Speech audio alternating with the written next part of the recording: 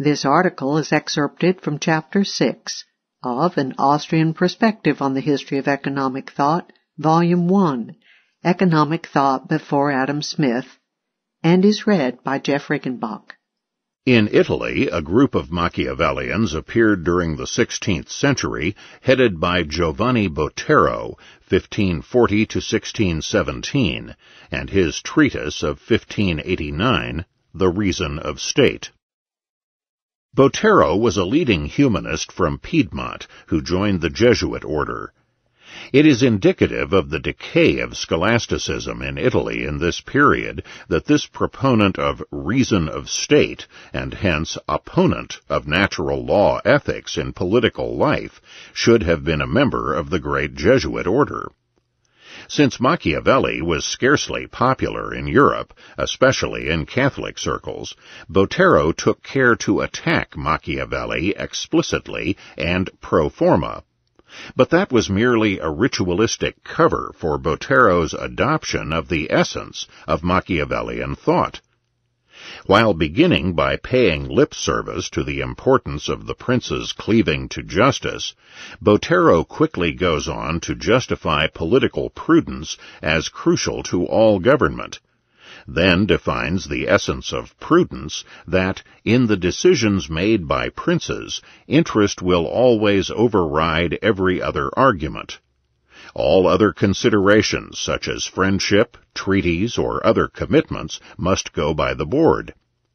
The overall view of Botero is that a prince must be guided primarily by reason of state, and that actions so guided cannot be considered in the light of ordinary reason.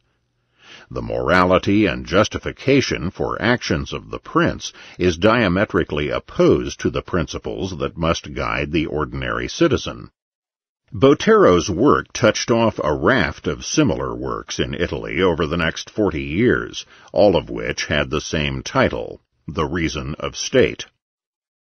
In addition to being a leading theorist of political pragmatism and reason of state, Giovanni Botero has the notable but dubious distinction of being the first Malthusian, the first bitter complainer about the alleged evils of population growth.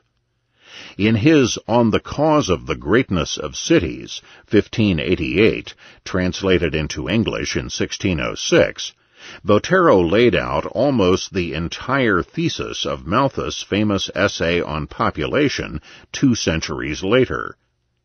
The analysis was, therefore, highly mechanistic. Human population tends to increase without limit, or rather, the only limit is the maximum possible degree of human fertility. The means of subsistence, on the contrary, can only be increased slowly. Therefore, the growth of population always, to use Malthus' famous words, tends to press on the means of subsistence, with the result being ever-present poverty and starvation. Population growth, then, can only be checked in 2 ways. One is the dying of large numbers of people through starvation, plague, or wars over scarce resources, Malthus' positive check. Second is the only element of free will or active human response permitted by Botero's theory, that starvation and poverty may induce some people to abstain from marriage and procreation, Malthus' preventive or negative check.